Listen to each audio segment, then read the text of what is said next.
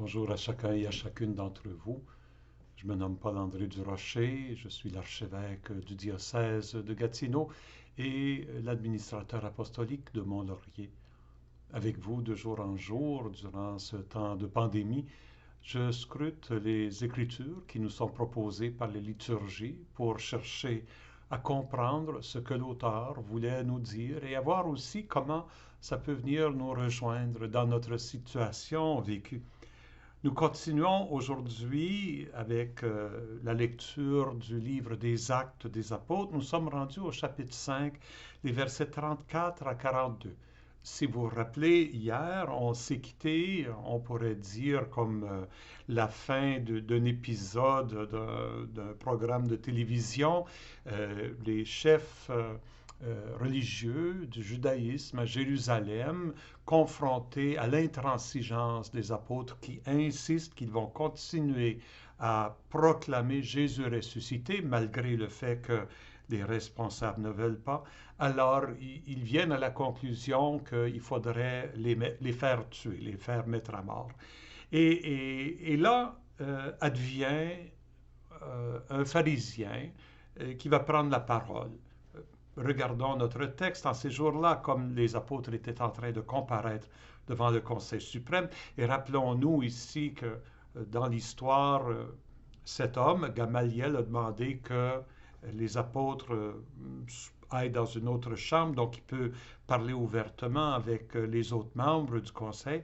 Gamaliel est décrit par Luc, l'auteur des Actes des Apôtres, comme étant un docteur de la loi, honoré par tout le peuple. De fait, on connaît Gamaliel d'autres sources que les Actes des Apôtres. C'est un homme qui est connu dans l'histoire du judaïsme pour avoir été un grand enseignant de la Torah, un homme qui était dans une perspective aussi d'interprétation plus large, moins inflexible, ce qui paraît ici un peu dans son intervention devant le Sanhédrin.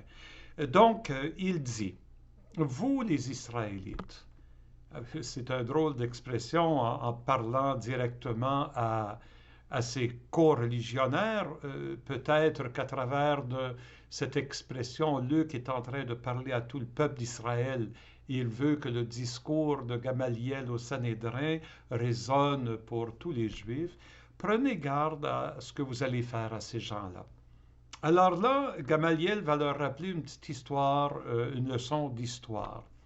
Il y a un certain temps se leva Théudas qui prétendait être quelqu'un et à qui se rallièrent 400 hommes environ.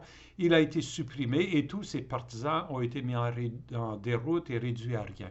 C'était des mouvements politiques, hein? C'était des mouvements de révolte où un chef se levait et des gens se liaient à lui. Bon, il a été supprimé. Probablement, comme Jésus a été supprimé, tous ses partisans ont été mis en déroute.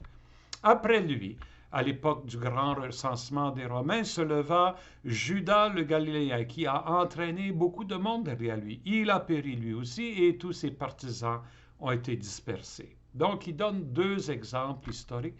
Eh bien, dans la circonstance présente, je vous le dis, ne vous occupez plus de ces gens-là, laissez-les. Si leur résolution et leur entreprise vient des hommes, elle tombera. Mais si elle vient de Dieu, vous ne pourrez pas les faire tomber. En autre mot, il dit, on ne sait pas si c'est de Dieu ou si ça ne l'est pas. Si ça ne l'est pas, ça va tomber. Si ça l'est, ça va durer.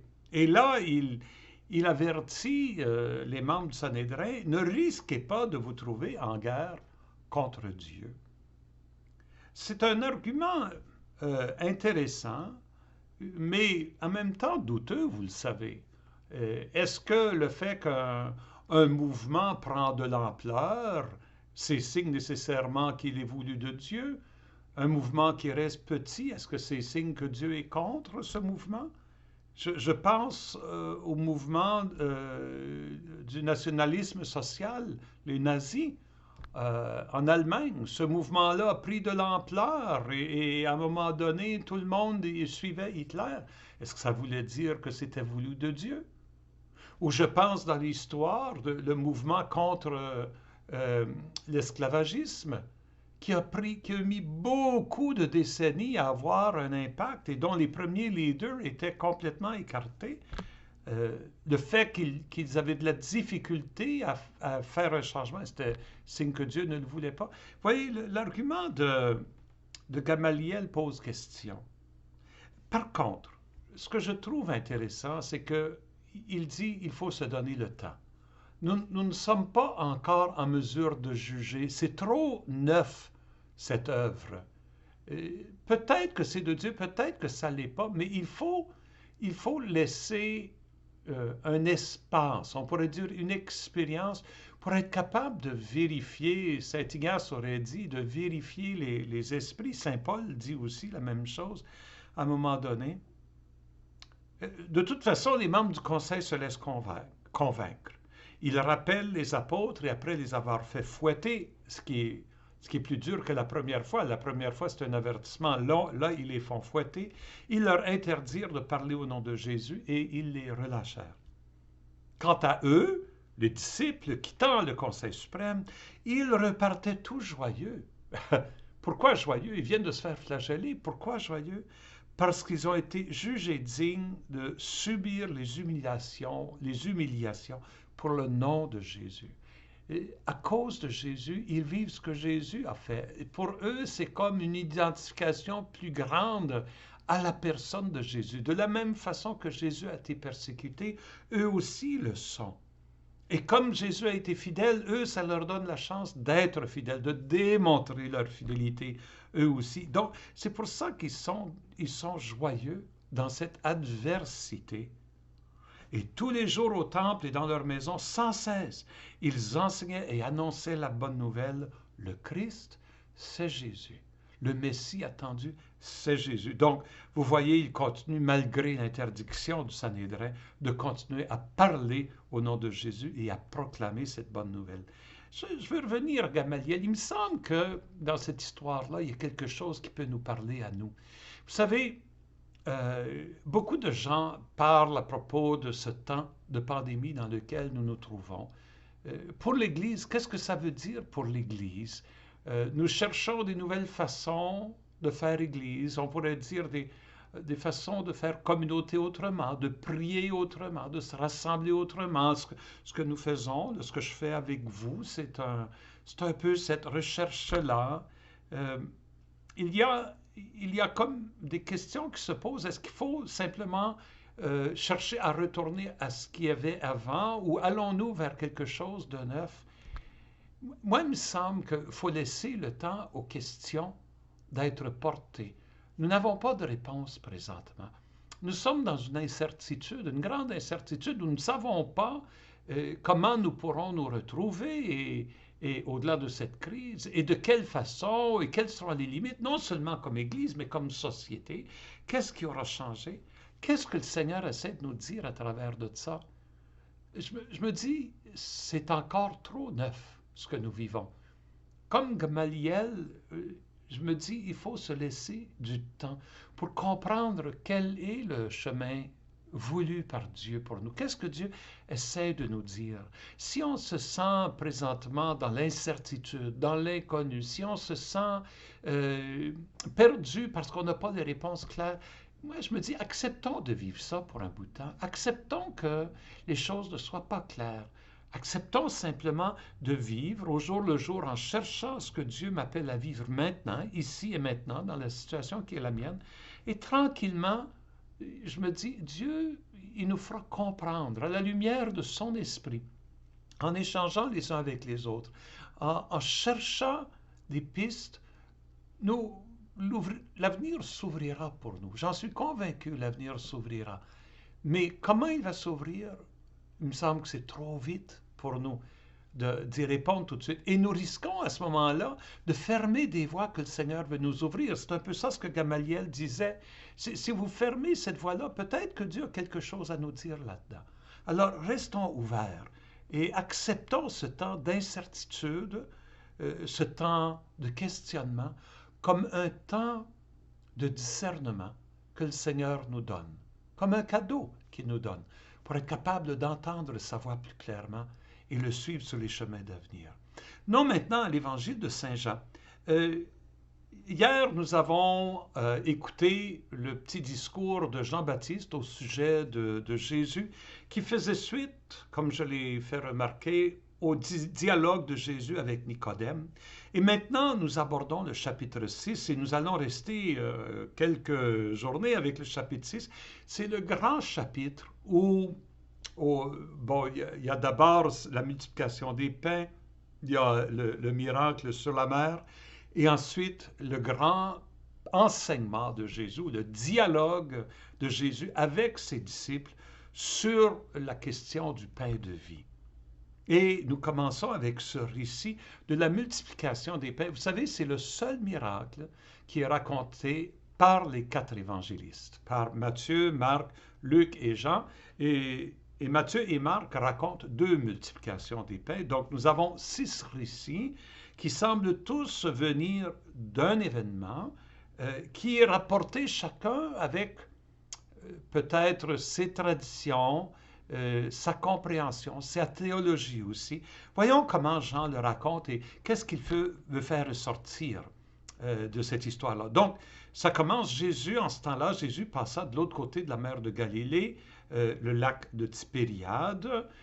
En Israël, on identifie le lieu où il va se retrouver comme étant, on pourrait dire, du côté en Galilée, au sud du lac, sur la rive ouest. Et une grande foule le suivait parce qu'elle avait vu les signes qu'il accomplissait sur les malades. Et ils avaient vu des miracles que Jésus avait faits et donc ils le suivaient. Et Jésus gravit la montagne et là il s'assit avec ses disciples. Gravir une montagne, ça fait penser un peu à Moïse qui monte la montagne du Sinaï et une nouvelle loi. Dans Matthieu, Jésus monte la montagne et c'est là qu'il va donner le grand discours, le sermon sur la montagne avec les béatitudes. Donc il s'assit, mais ici c'est pas un enseignement qu'il va donner, il va poser un geste. Or, la Pâque, la fête des Juifs, était proche. Et je souligne tout de suite que de tous les évangélistes, il y a juste Jean qui fait ce lien avec la Pâque. Et de fait, la Pâque, qui est le rappel pour les Juifs de Moïse, qui mène le peuple hébreu hors de l'esclavage en Égypte, au Sinaï, et puis après ça, qui traverse le désert, et dans le désert, la manne qui est donnée comme nourriture. Tout ça, ça va jouer dans tout ce chapitre 6, le contexte pascal. Jésus leva les yeux et il vit qu'une foule nombreuse venait à lui. Alors Jésus voit cette foule qui vient vers lui. Et contrairement à d'autres évangiles où c'est les apôtres qui disent qu'est-ce qu'on va faire avec cette foule, c'est Jésus qui dit à Philippe, il nomme Philippe, où pourrions-nous acheter du pain pour qu'ils aient à manger? Et l'évangéliste Jean ajoute, il disait cela pour le mettre à l'épreuve. Il savait bien, lui, ce qu'il allait faire. Et ce qu'il allait faire, pas juste à ce moment-là, mais ce qu'il allait faire, on pourrait dire, de sa mission, de sa vie. Parce qu'on va voir que ce récit et tout le chapitre 6, c'est une réflexion sur toute la vie de Jésus donnée pour nous. Et en posant la question à Philippe, et Philippe va répondre, il dit, le salaire de 200 journées ne suffirait pas pour que chacun reçoive un peu de pain. Si on avait le salaire d'une demi-année de quelqu'un, on ne pourrait même pas donner une petite bouchée à chaque personne. Donc c'est clair qu'il n'y a pas de réponse humaine à la question de Jésus. C'est peut-être Jésus qui est en train, ironiquement, de dire ce que je vais faire n'est pas au registre humain. C'est vraiment un signe du ciel. Alors, un des disciples, André, le frère de Simon-Pierre, lui dit, il y a là un jeune garçon qui a 5 pains d'orge et 2 poissons, mais qu'est-ce que cela pour tant de monde? Ce récit d'un jeune garçon avec 5 pains d'orge, ça fait rappeler une scène dans l'Ancien Testament. Le prophète Élisée, qui était le disciple du prophète Élie, qui, à un moment donné, se trouve justement à nourrir une foule de personnes avec des pains d'orge, dans plus que 20 pains, mais c'est un jeune garçon qui lui apporte. Donc, en faisant ce lien, en spécifiant que c'est un jeune garçon, que ce sont des pains d'orge, c'est comme si Jean est en train de faire le lien entre ce miracle du prophète Élisée et ce que Jésus va faire. Et Élisée était proche d'Élie. Et Élie, c'est celui qui devait venir pour annoncer le retour du Messie. Vous voyez que les petits liens qui se dressent là. Alors Jésus dit, faites asseoir les gens. Et, et de fait, le verbe, c'est faites coucher les gens. Parce que pour prendre un repas, la tradition à l'époque, c'était de s'étendre. On prenait un repas en se couchant sur un banc étendu et on mangeait avec une main. C'était la position du repas. Donc, c'est pas comme la Pâque juive où on mange debout, la ceinture au rein, à la hâte. Non, c'est un, c'est un repas différent de celui de la Pâque juive. C'est un repas, c'est un banquet. Jésus les convie à un banquet.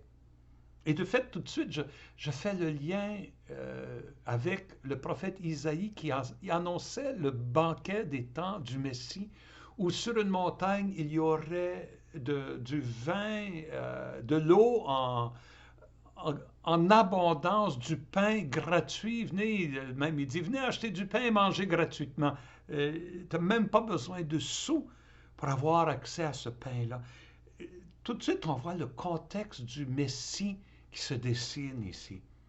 Alors Jésus prit les pains et après avoir rendu grâce, fait la bénédiction, il les distribua aux convives. Et bon, évidemment, tout de suite, quand on entend ces mots-là, il prit le pain, il rendit grâce, il le distribua, tout de suite, on pense au contexte de l'Eucharistie, de la célébration eucharistique.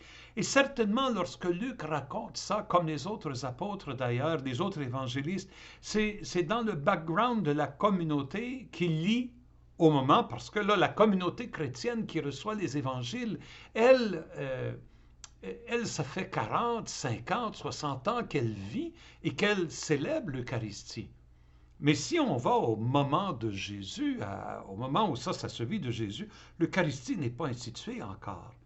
C'est plutôt une bénédiction de type qu'on a au repas pascal. On prend le pain, le chef du repas pascal prend le pain, il rend grâce et il le distribue aux convives. Et ce qui est intéressant à noter dans l'évangile de Jean, contrairement aux autres évangélistes où Jean le donne aux disciples pour que les disciples disperse, distribue. C'est comme ça montre une certaine ecclésialité, où on dirait, c'est les ministères qui s'exercent dans la communion. Ici, c'est Jésus lui-même qui donne la nourriture. Et dans le discours qu'on va étudier, qu'on va lire plus tard, il va dire, moi, je suis le pain de vie. C'est lui qui est la source de notre nourriture et c'est lui qui distribue aux convives. Et il leur donna aussi du poisson autant qu'ils en voulaient.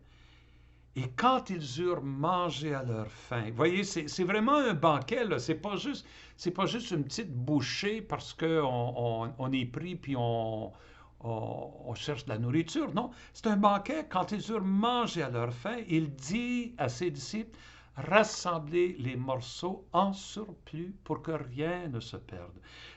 Cette expression en surplus, ça aussi, il y a juste Jean qui dit ça. Les autres évangélistes, c'est rassembler les morceaux qui restent, un peu de restant. Mais ici, en surplus, c'est comme si Jésus a préparé trop de nourriture. Il en a voulu pour demain et le lendemain, c'est un pain qui ne se perd pas, pour que rien ne se perde. Dans le désert, la manne ne pouvait pas se garder. La manne était donnée tous les matins, mais si quelqu'un essayait de la conserver, elle pourrissait durant la nuit. Alors qu'ici, Jésus est en train d'indiquer ce pain que vous venez de manger, il se garde. Il ne se perd pas, il se garde. C'est un pain qui dure. Ils les rassemblèrent, ils remplirent 12 paniers avec les morceaux des 5 pains d'orge, restés en surplus, encore cette expression, en surplus, en surabondance, pour ceux qui prenaient cette nourriture. Rester en surplus pour ceux qui prenaient cette nourriture, c'est comme si on va revenir à cette nourriture-là. Hein? C'est garder pour ceux qui vont prendre cette nourriture. Et ici, on ne parle pas des poissons, on parle seulement des pains, 12 paniers pleins d'orge. Et le chiffre 12 représente la plénitude d'Israël, les 12 tribus d'Israël. C'est un signe de la communauté le peuple de Dieu. Ce peuple de Dieu, il est nourri par ce pain que Jésus amène. Eh bien, à la vue du signe que Jésus avait accompli, les gens, quelle est la réaction des gens? C'est vraiment lui, le prophète annoncé, celui qui vient dans le monde. Le prophète annoncé, Moïse avait annoncé qu'un prophète s'élèverait comme lui. Donc on voit le lien avec Moïse, de la même façon que Moïse a mené le peuple à travers le désert et qu'il a prié Dieu pour que la manne soit donnée. Ici, c'est un nouveau Moïse qui vient. Et le pain qu'il donne est un pain meilleur que la manne, parce que ce pain se garde. Et, et, et eux autres, ils ajoutent, le prophète annoncé, celui qui vient dans le monde. Et le prophète qui vient dans le monde, ça c'est l'écho de Élie, qui doit venir annoncer le Messie. Est-ce qu'il est celui qui vient annoncer le Messie? Ici, ils ne disent pas qu'il est le Messie. Mais, tout de suite après, Jésus savait qu'ils allaient venir l'enlever pour faire de lui leur roi. Donc, c'est signe qu'ils voyaient en lui le Messie, et un Messie temporel, un Messie qui serait politique. Et Jésus ne veut pas entrer dans ce jeu politique. Il ne veut pas entrer dans cette prétention de régner. Vous savez, Jean ne raconte pas les tentations de Jésus au désert. Hein? C'est Matthieu, Marc, Luc. Et Marc ne raconte pas exactement qu'est-ce que le diable a dit, mais Luc et Matthieu, les deux racontent que le diable a tenté Jésus en lui disant, tu sais, je te donnerai tous ces royaumes, tu sais, pour que tu les gouvernes si toi, tu te prosternes devant moi. Est-ce qu'ici, on n'a pas comme un écho de cette tentation-là de Jésus pourrait se faire roi? Jésus pourrait prétendre à l'autorité politique, établir un royaume terrestre. Et Jésus refuse. Il savait qu'ils allaient venir l'enlever pour faire de lui le roi, alors de nouveau, il se retira dans la montagne, lui seul. C'est comme un écho de la tentation au désert, hein? Lui seul. Il s'en va, seul. Jésus n'est jamais seul, il est toujours avec le Père. Hein? Il est toujours avec le Père. Devant ce texte qui est raconté, comme je le disais, par les 4 évangélistes, nous pouvons reconnaître cette merveille que Jésus a faite de la multiplication des pains. C'est vraiment un miracle qui nous dépasse. Mais ici, ce qu'il faut retenir, c'est que pour Jean le présente comme étant le signe de l'ère messianique, que Jésus est vraiment le Messie, celui qui vient au nom du Seigneur. C'est lui le Christ. On a vu à la fin de la première lecture des Actes des Apôtres, les apôtres allaient en disant « Le Christ, c'est Jésus. Le Christ, c'est Jésus. » Ici, dans la façon que Jean nous raconte l'histoire, le message en dessous, c'est « Le Christ est Jésus. » Souvent, nous allons lire ça et tout de suite, nous allons faire le lien avec l'Eucharistie. Je vous invite à ne pas faire le lien trop rapidement. Il va venir, ce lien-là, mais pas trop rapidement, de voir que d'abord, c'est une manifestation de qui est Jésus. Quel est son rôle, quelle est sa mission pour nous. Et Jésus nous nourrit, il faut savoir, on va le voir, comment je peux dire, je saute des étapes, mais ce pain-là dont Jésus va parler, c'est pas seulement le pain de l'Eucharistie, mais le pain de sa parole. Et si nous sommes privés du pain de l'Eucharistie présentement, peut-être ça nous donne l'occasion de nous nourrir encore plus du pain de la parole comme nous sommes en train de le faire présentement. Le pain de sa parole, Jésus vient nous nourrir quotidiennement. Et c'est un pain qui se garde et qui donne vie à tous les jours. Notre pain de ce jour, quand on le prie là, dans notre Père, donne-nous aujourd'hui notre pain de ce jour. Pour nous, ce pain prend la forme de sa parole, de ces textes que nous recevons et que nous prions.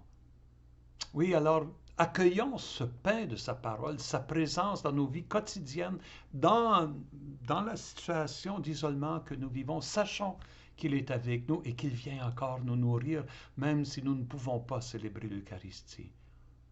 Et comme Gamaliel, prenons le temps de discerner à quel avenir le Seigneur nous appelle. Avec cette prière, je vous bénis au nom du Père, du Fils et du Saint-Esprit. Amen.